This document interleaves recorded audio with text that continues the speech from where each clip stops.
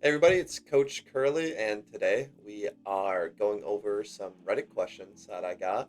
So I'm going to do my best to answer each and every last one of them. Some of them are quite complicated, so I won't be able to just give you a one-off answer. Overwatch is a very complex game, so we're going to try and do our best here. All right. So for the first question from Efficient Boy 123, I often feel pressured to make a play immediately because my teammates tend to go down quickly. Should I hold back and wait for the right moment, or should I dive in regardless? Should I focus on finding a high success solo play, or take the risk with a team play that has lower odds, mainly from a tank perspective? So, this is a great question. This is one of those. So, this is not a blanket statement. There is a bunch of different ways you can go about answering this question. When you're going through the lower ranks, it's better to be aggressive. It's better to be aggressive and take those chances, take those risks, try and push your character as far as they can go. Because when you're pushing your character as far as they can go, you get to learn your character's limits, and it will help you overall improve on the character. Now, there's going to be a point where the enemy team's comp or your comp is just not conducive for you to be playing in an aggressive manner. So you're going to need to change play styles. So let's just say you're playing Winston, and all of a sudden the enemy team swaps to Diva, swaps to Reaper, Brig, whoever else, right? Just a Torb, bunch of people who Winston does not have a favorable matchup against. Would it be smart for you to jump in the middle of that team? No, so you're gonna have to change up your play style if you want to continue to play Winston and find something that works for you. Instead of playing aggressive dive, you're gonna have to play more counter dive, and you're gonna have to really try and take your ones. That Winston's all about trying to take his ones or trying to get a dive on somebody, but you're gonna have to really learn how to change your play styles. But coming up from bronze all the way up until low masters, you can just into the enemy team, but you have to do it smart, right? Playing aggressive, but you have to play aggressive smart. Don't go in there when your entire team's dead, right? You want to wait until your team's ready, and you typically want to be the one to throw the first punch, bait out those abilities from the enemy team, and try and take advantage of them. This is another great question from horseman underscore 27. How do you aim train to improve? I almost never train other than actual gameplay, either ranked or unranked. And although I've improved a lot since, I feel like that my aim started to fluctuate a lot. Sometimes I'll hit all my sleeps and vice versa. Also, how do you keep track of ults? So this is really just two questions: aiming and tracking ults.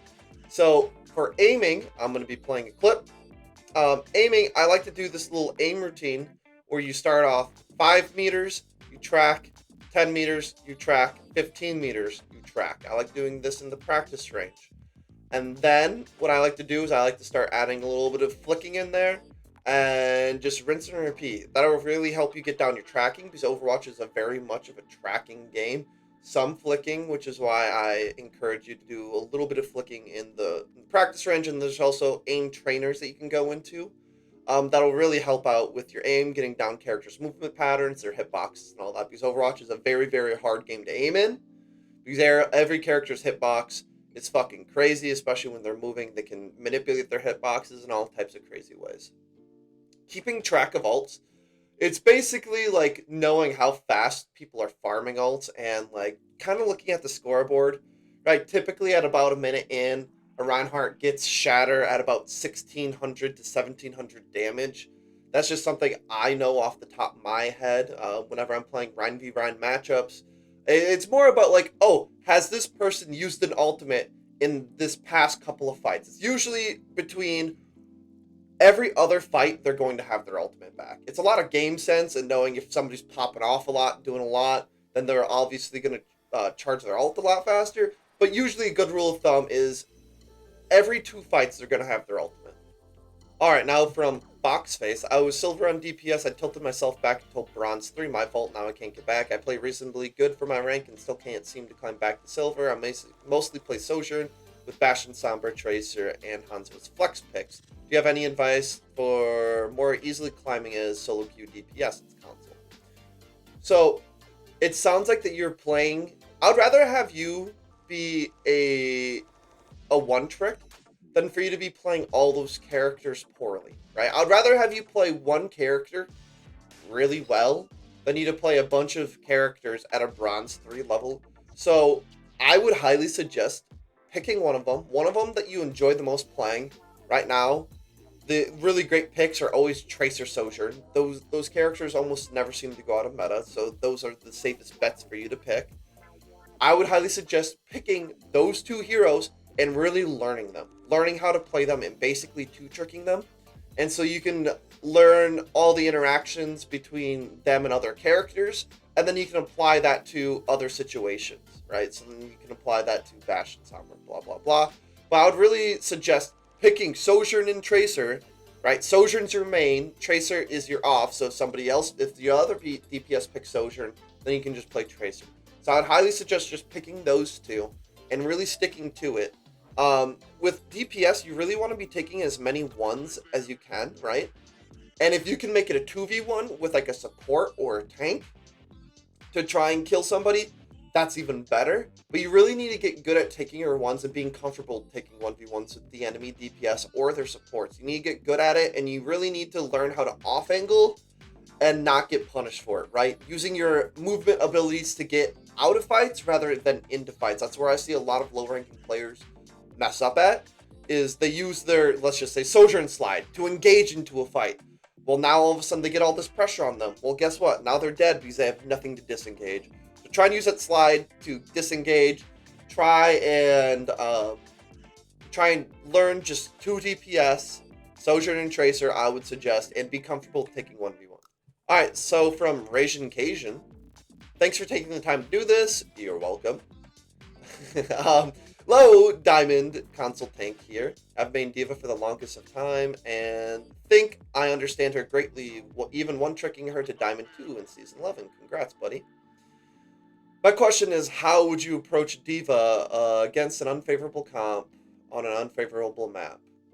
Not even just triple beam, but more stuff like Brig and anti-dive. I know about corner discipline, but do you have anything to add to that? Diamond's where I've been hard stuck on tank for a while now. Flew through everything else. Okay. So this is another one of those really, really complicated questions. So the way he is probably playing D.Va is he's probably playing D.Va like a very aggressive-esque D.Va. Just going in there, trying to be the sword that cuts through the shield.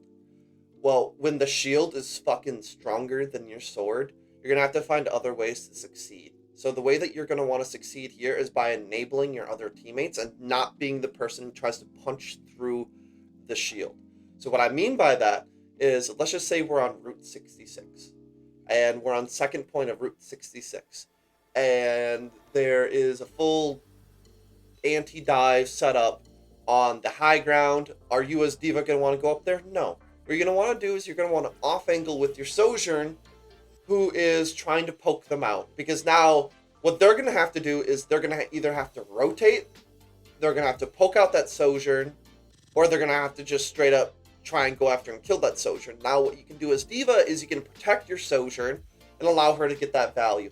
So, you need to learn how to transition from being a sword to a shield. So if they're running heavily anti-dive comps against you, you're going to want to transition from being the person who punches through the defense to the one who becomes the defense for your other teammates. That'll really help you out a lot. Learning how to play different playstyles is very, very crucial on climbing. Interesting Smell 957. Currently low plat. Right now D-ranked to play 3. Haha. And aspiring to become Masters DPS someday. I'm focusing on becoming good with a few characters. Great. My main DPS right now are Widow, Cassidy, and Sojourn. Hit scan player, you. And I'm still learning Tracer and Echo. Do you have any character stats to this list that are worth learning? No, those are all really, really great characters. That's a great hero pool. You don't really need to focus on anybody else at the moment. I was wondering if you had some resources to learn DPS and positioning. I'm currently following Unranked GM Tracer by a Korean player. It's very interesting to watch which setups he uses and which mechanics he uses in particular situations. But I'm not sure if this is needing me to rank up to Diamond. So there is a great DPS guide. So actually, the comment below, I was going to suggest this regardless of this comment, but this comment says Spylo has a great DPS guide for each hero. I watched that DPS guide. full of great information. Highly suggest it. You should go check out Spilo. He's a great coach. He's very intelligent, right? He knows the game inside and out. Highly would recommend watching that tutorial. It'll really help you out a lot. And if you still have questions, then come back to me. All right, by Fallon's Gaming Cave. It's so bad. My brain's so rotted. I thought I was gonna say Gooning Cave. How was your climb to top 500? Did you climb without much effort? Did you experience things like seemingly random drops, inconsistencies? How did you solve these challenges if they existed? Okay. So, when I first hit Grandmaster in Overwatch 1, what happened is I actually went on a deployment to Afghanistan in 2019 for several months. And during the time, I was just so bored. And over there, like, my love for Overwatch kind of festered, right? Like, I kind of stopped playing because I hit Masters, and the rest of my friends I played with, they weren't good enough. They could barely get out of Gold/Plat, but I hit Masters one-tricking Diva. And so I thought I was the fucking bee's knees. And I'm like, oh, this is the highest I'll ever climb, so whatever. I'm just gonna be done playing. So then I quit playing for a couple seasons, went to Afghanistan for a couple months, and I was like, oh shit, I actually kind of really miss playing Overwatch. Like, I wish I could play that game right now. So what I did is I watched so many hours of like educational content across many heroes, but there was one hero that I decided I really wanted to learn was Reinhardt. I was like, I really want to get good with Reinhardt. So I watched every single last educational video on Reinhardt. I swear to God. On YouTube, I watched high-level Reinhardt players, like not Flats, sorry. Flats is like the worst person to watch a Reinhardt gameplay. This is a straight shot to Flats lovers, I'm sorry. I think Flats is not a great Reinhardt player. Like, super. Even like, Cloudy. Like, those two Reinhardt players, I think, do it the best in the game. So I watched them, learned from them a lot. And so when I got back from Afghanistan, I placed in High Plat. The very next season, I made it to GM. So my account looks super boosted, but I put in probably about 20 hours in on the first season I got back, and then I put in like 70 hours on the next season. I was able to climb. And there's always ups and downs, right? There's always ups and downs in any climb. My rule of thumb is if I lose 2, sometimes 3 in a row, I'll cut my session. I'll be like, that's it, I'm done, I'm not playing well. There's been many times where I've hit that cusp and I'm like, oh shit. Usually if I'm winning, I keep playing until I can't anymore, right? If there's another obligation coming up or whatever. So I like to cut losing streaks short, and I like to continue on winning streaks as much as I can. The inconsistencies, one thing I really like to do is I like to watch every single kill cam on how I died and why I died. That's one of the things I think really helped me out the most, was actively coaching myself, watching every single kill cam and be like, why the fuck did I just die here? And so I'd watch it, be like, oh, I died here because I didn't bait out this ability, because I played too aggressively, because this person was off angling. Like, oh, so these are all the reasons why I died. And I would internalize them, and then the next time they would try and do that, or even in a different match, somebody would try and do that. I'd be like, oh, I've seen this before. I'm not going to let them do that. So that really helped with the inconsistencies. What was your students perceived as their main problem? What was actually keeping them from a rank? Bad mechanics, which is usually having bad positioning. If possible, how can you find the actual reasoning behind the perceived problem? Okay, 99.99999% of the time, most people's issues, I swear to God, this is, most people's issues I've coached hundreds of people, all right? Positioning and ability usage and targeting, right? Positioning, ability usage, and targeting are their biggest mistakes. Targeting, they just shoot at the tank all game. They don't actually get any value. This is mostly like a DPS. Like, actually, this is an all roles thing, where they just tank bot, shoot at the tank. Okay, great, but you're not actually like doing anything besides putting pressure on the enemy tank and farming the enemy support's ult. Positioning. They never hold corners, never hold high ground. They don't have any. They don't have any discipline on holding those angles. They peek too wide. They don't hold high ground, and so that's what gets them killed all the time. And then ability usage is not saving our abilities for certain things that are happening in the game, right? If things are happening, they should already have planned out. They should, as soon as you load into a game, you need to look at your team's composition, and you need to look at the enemy team's composition, and you need to look at your own character. How does my character fit into my team's composition? What can I do to enable my teammates? And then look at the enemy team's composition and say, what is the enemy going to do, try and do to shut me down? And what can I do to shut them down?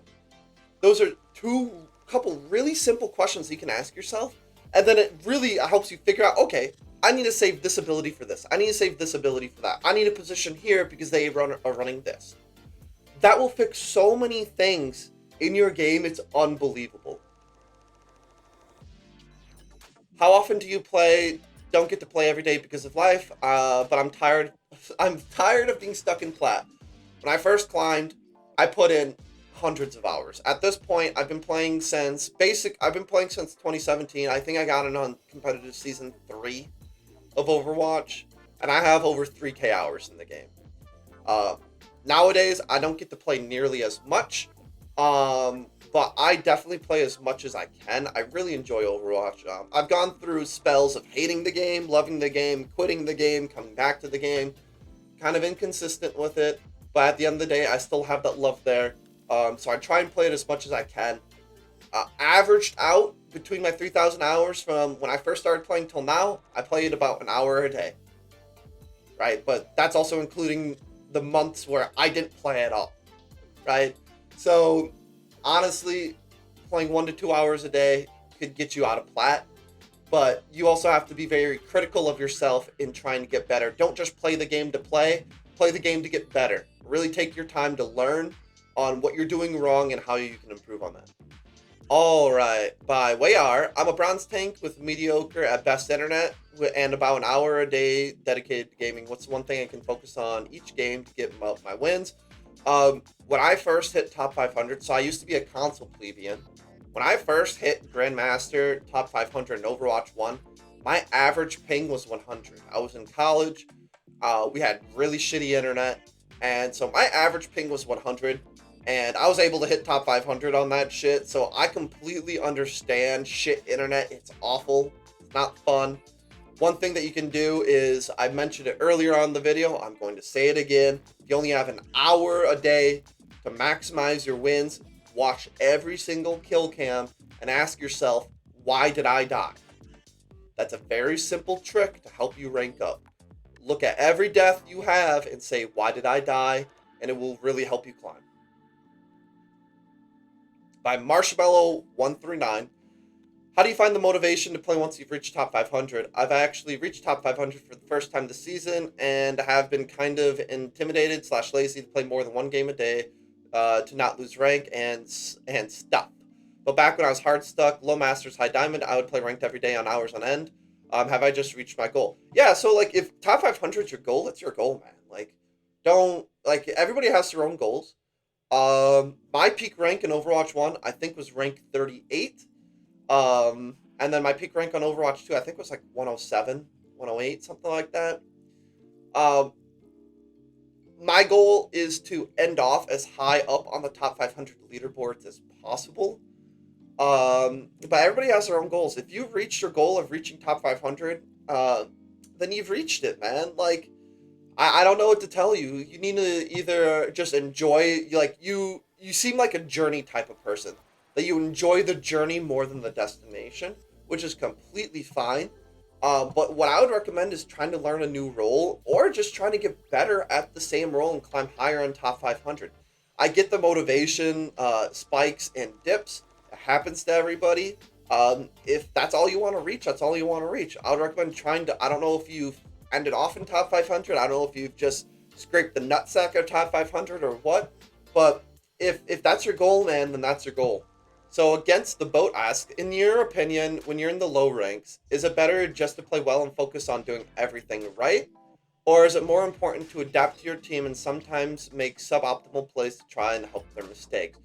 Great question. Both. Um, I like to say when you have a group of morons, they are stronger and more powerful than just one singular moron. So if your team's inting, just int with them.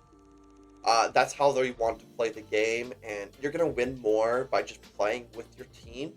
But when you get those opportunities to play well and to focus on doing things right, then do that. But if your team is just running it down mid, run down mid with them. It's a really fun way to play sometimes. And it can really help you get wins, and it can help you like learn how to play more aggressive. Because a lot of times in lower ranks, people are just not aggressive enough. They let things happen to them, and they don't try and do things to the enemy team. They don't try and force out abilities. They don't try and force out, positioning or anything like that. So it's really adapting to your teammates' playstyle is really, really great. But when you have those opportunities, when you are playing stupid like that and you're just ending into the enemy team, that doesn't mean for you to play dumb. You still use those key concepts like corners, high ground. Don't just waste your abilities, but just play more aggressive with them, right? So if they're running it down mid, play a corner still, right? Don't just run it. Don't literally run it down mid with your tank. Still play smart, but play with your team. Okay, but Wasabi, Mellow Tick 6932. I play Tracer, and I'm struggling to find that balance of when to dive and when do I play with the team and when do I flank. Basically, struggling to find Tracer playstyle. So the way you're going to want to play Tracer is you're going to want to play with your team if you can. So if you're running a dive comp, what you're going to want to do is you're going to want to play with whatever tank's diving, right? Super simple. Ball is a great pair with the Tracer. But if you don't have that, and let's just say you have a Reinhardt, you have a Maka, what you're going to want to do is you're going to actively want to take 1v1s with the enemy DPS or even supports. But as soon as it turns into a 2v1, then get the fuck out of there. You can take 1v1s as Tracer, but 2v1s with Tracer are not conducive to a winning. It's just you're not conducive to winning those fights because it's 2 against 1, and you're just one lowly Tracer, and you're gonna have to basically use most of your abilities to get one singular kill there. So, if you're playing in a dive comp, play with your tank. If you're playing in more of a stagnant comp, wait until the enemy team starts engaging on your tank, then try and take a 1v1 with an enemy support or enemy DPS. By Starflame7, how do you deal with a teammate that isn't carrying their weight? I often find as soon as someone on your team is doing poorly, then the whole game is a lost cause, and they always refuse to switch. Also, how long have you played and how many hours do you have? I have just about 1.2k hours over 5 years, and I'm still so bad. Okay, like I said it earlier, I have about 3k hours, but that I probably have closer to 4,000 hours on this game. Because I had an Overwatch 1, I had several accounts. Even Overwatch 2, I have a couple of accounts that I play on. So I'm probably pushing 4,000 hours. I don't take the game nearly as seriously as I used to. I used to really be in for the grind, trying to get better. Nowadays, not so much, because I don't really care as much anymore. So when a teammate isn't carrying their weight, you just need to find a way to compensate for them one way or another. That's a really, really tough question because we've all had that. We've all had that one Tracer player who goes 007, gets nothing accomplished, or you have that one Doomfist tank who's just going in there and inting and dying. I mean, it's just really, really tough. Just try and do your best. Don't get tilted yourself. That's the main thing I'm saying here. Is just don't tilt yourself in this situation. Once you tilt yourself here, then it's GG. Remain calm and just say, well, shit, this sucks. There's not a lot you can do about it because Overwatch is a very, very, very team-oriented game. If you have one teammate throwing, you're losing 20% of your firepower, which is just not ideal. So just don't tilt yourself, because if you tilt yourself this game, it's going to carry into next game, and then it's going to carry into next game as a snowball effect. So just take it as is, keep a positive mindset, just try your best. But the last one by Jumpy Cranberry 576. What do you think about one tricking to climb? I've heard some say it stunts your growth as a player to counter swap instead of learning to play into counters. Do you think that is true? True and false. I think it's more. I think one tricking to climb is better than just counter swapping the entire time. Now, if the entire enemy team counters you, yeah, then swap, get off that hero.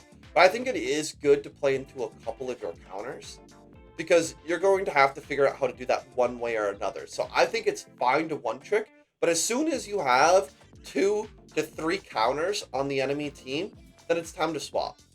Right? If you're trying to run Pharah into a Diva, Ashe, Sojourn, Ana, and a Mercy, like you're just gonna have a really bad time.